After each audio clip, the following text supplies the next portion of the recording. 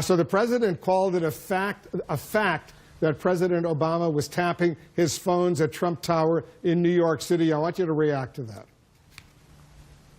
It's absolutely shocking. And, you know, as people have said, that really means two things. I mean, one, if President Obama was doing this illegally, then we in Congress need to get to the bottom of it. If he was doing it legally, it means that he was able to obtain a warrant against the new President of the United States. Both are frightening for our national security, and both heighten the need to seriously investigate the allegations about Russia's interference with our elections. That's why we need to rise above party politics, bring Democrats and Republicans together to have an independent, bipartisan investigation of exactly what's going on. You heard Pamela Brown, our justice correspondent, report that the FBI Director Comey was incredulous after the president tweeted this. Would you like to see the FBI Director, James Comey, publicly comment on all of this? I certainly would. I mean, he didn't have any hesitations about publicly commenting on what he was doing to investigate Hillary Clinton during the campaign. He should certainly comment on that. I think that Americans deserve to know whether the President of the United States is under investigation, and we still haven't heard that critical piece of information from the FBI Director. There's a lot of concern in Congress that the FBI isn't doing its job, and I think that Director Comey would give a lot of confidence to us and to his organization if he were to come clean and explain what's going on to the American people. Comey had staff at the FBI reach out to the Department of Justice to knock these allegations down. But do you see the Justice Department, the Attorney General, as you know, is Jeff Sessions, do you see the Justice Department actually refuting this? I don't know what to expect from the Attorney General. The White House Press Secretary Sean Spicer says, and I'm quoting him now, there's enough out there now that makes one wonder how some of this happened without the existence of surveillance. But the White House hasn't sourced anyone backing up these claims, certainly not on the record. Should the administration present the evidence that they say they have? Of course. I mean, the president has put himself in a box now. Republicans and Democrats alike are questioning where this is coming from. I mean, we've heard leaders like Senator Graham and Senator McCain say, what is going on? Senator Rubio, you quoted earlier. We've got to get to the bottom of this, and the President of the United States owes some answers to the American people. You just heard the Homeland Security Secretary John Kelly tell me about wiretapping, and he said this, and I'm quoting him now. He said, if the President of the United States says that, he's got his reasons to say it. He's got some convincing evidence that took place. Your reaction to that? Well, Secretary Kelly isn't looking at the evidence, which is that the President of the United States is a serial liar. He lies every day to the American people. He's known for telling things that are untrue. So there's no reason why we should think that he said this just because it's true. He might have said it because he thought he would get good attention from the media, that he thought it would play to his base. These are all reasons why the President of the United States has said untruthful things in the past. You know, Wolf, there are mixed views from my friends across government. Most of the people I speak with are transitioning from seeing this as the President of the United States to seeing this man as a circus clown. Let me be clear. If he's either alleging that the FBI and the Department of Justice conspired with another branch of government, that is the judiciary, the FISA court, that's a special secret court, would have to approve this wiretapping in a huge conspiracy to tap members of the president's party. That's crazy, Wolf.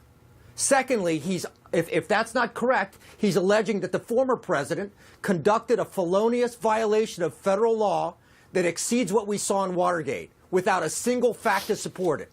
The conversation, Wolf, has to transition to how do we understand what the President of the United States says to understanding that these are circus clown remarks. We have an Iran nuclear deal that he said would tear up. We don't talk about it. We have Russian intervention in an election that my friends think is of serious concern, not for what happened in 2016, but for what happens in 2020. How do we talk about that? We have North Korean launches of potentially nuclear missiles. And what does the President of the United States do? He launches a smokescreen because he's afraid to answer questions about Russian interference in election and Russian contacts with the members of his party. And the smokescreen is a lie that says there is a massive conspiracy involving the judiciary, the FISA court, the Department of Justice, and the FBI. The president has the authority himself. He could clarify it within the next couple hours. He could declassify whatever sensitive information he wants and release the evidence, if there is evidence, backing up his assertion. Well, he certainly could. I mean, one of the clear federal laws is that the President of the United States has the immediate authority to declassify anything at any time, and he could certainly do that. But I have to say, you know, this idea that you throw out what appears to be a false statement and then say, well, there should be an investigation. I mean, you know, why should there be an investigation if there's no basis for the underlying assertion? But if he has the evidence, as he says he does, why doesn't he release it? Well, that's a separate issue. Of course he should do that. But then to make this false statement and then say, well, Congress should investigate this statement, I mean, I think that's, you know, I mean, that gives the president too much credit. I think Congress should only investigate things that have actual bases, not just stuff that comes from scrolling the internet at 6 in the morning. That's like the famous Donald Trump that goes, people are saying something happened. Okay, so perhaps the Russian ambassador was wiretapped, as we know, because of General Flynn. But I think in an odd way, this is going to backfire on Donald Trump, and I'll tell you why. It's going to backfire on him because it adds more fuel to the fire of people who are saying, okay, let's appoint an independent counsel. Let's make sure that all of this gets investigated. I understand what Jeffrey is saying, that if nothing happened, why investigate it? But perhaps the president himself is now, you know, letting people who say, okay, we need something more than just a congressional investigation, because if the president's claims are true, then there is really something rotten in Denmark, and that perhaps that needs to be investigated. If you take the president at his word that he knows more than we do, yes, he can disclose it, as you point out, but he's clearly choosing not to for whatever reason. Then I think this investigation needs to broaden, and people who say that, you know, might have more reason to say that right now. David Swerdlick, Sean Spicer at the White House today said the president has not yet spoken with the FBI Director James Comey about this. But don't you think before he makes a serious charge like this against President Obama, he should have consulted with the head of the agency that would be responsible for implementing surveillance at Trump Tower in New York City? Yeah, of course he should. I mean, this goes to what Gloria and Phil and Jeffrey were all saying, right? He's the president of the United States. It's within his power to ask questions and get answers. Two things about the tweets. To the point you were just making, Gloria, the president in these tweets on Saturday morning didn't do his typical I'm hearing or saying. These tweets were stated as facts, so now he's got to back it up. And then the second thing is that he's tweeting as if he's this aggrieved party with no power, and yet he's the president, he's the leader of the free world. He has every opportunity to declassify, to get to the bottom of this if he wants to.